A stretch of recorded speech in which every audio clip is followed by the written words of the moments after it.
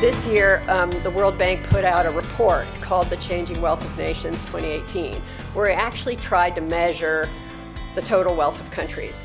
And we find it's not surprising that natural capital is a really critical element of the total wealth that countries have, especially in developing countries where on average it's about half of the wealth that they have. We need to stop talking and thinking and acting like we are going to hit these targets. We are not going to hit the Paris Agreement target. So we must really looking at how are we going to adapt in a 3-degree world, how are we going to mitigate a warmer and more uncertain global climate.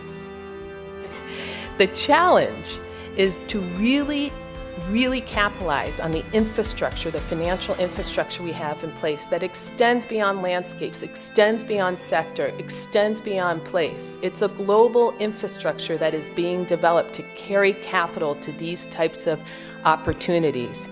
To really start moving the billions, we need to really collaborate effectively, and to do that we need to know our role and our role within that ecosystem, and then how to effectively put our capital to work.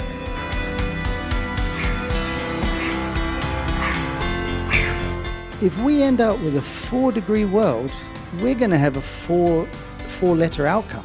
And we've really got to get serious about it. The opportunity cost is always in favor of conversion to something else.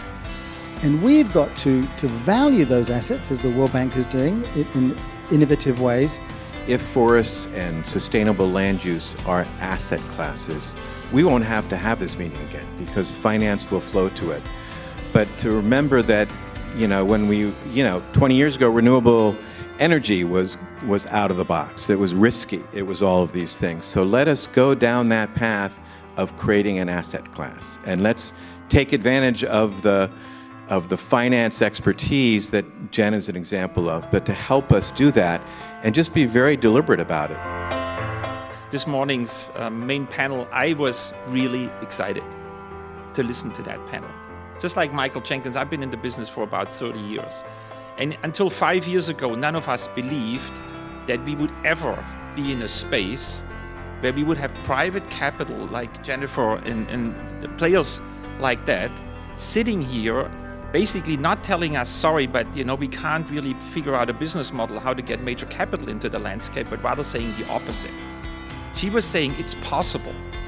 When I said in the Bone Challenge that our goal was half of the country, everybody said that you're crazy. El Salvador is going to be the best example that restore the planet.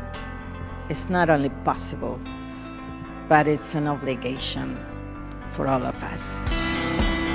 Our entire event will be streamed again.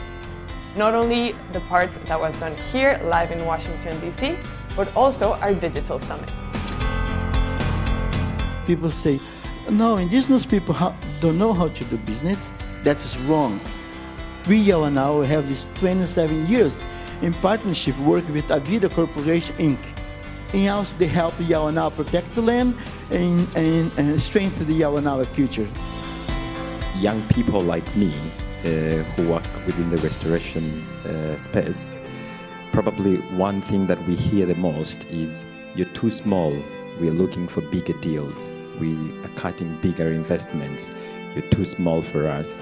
I'm just asking them to be more innovative. Stop saying that we are too small for you. There has been a lot of energy in the room, in the hallways, in the corridors.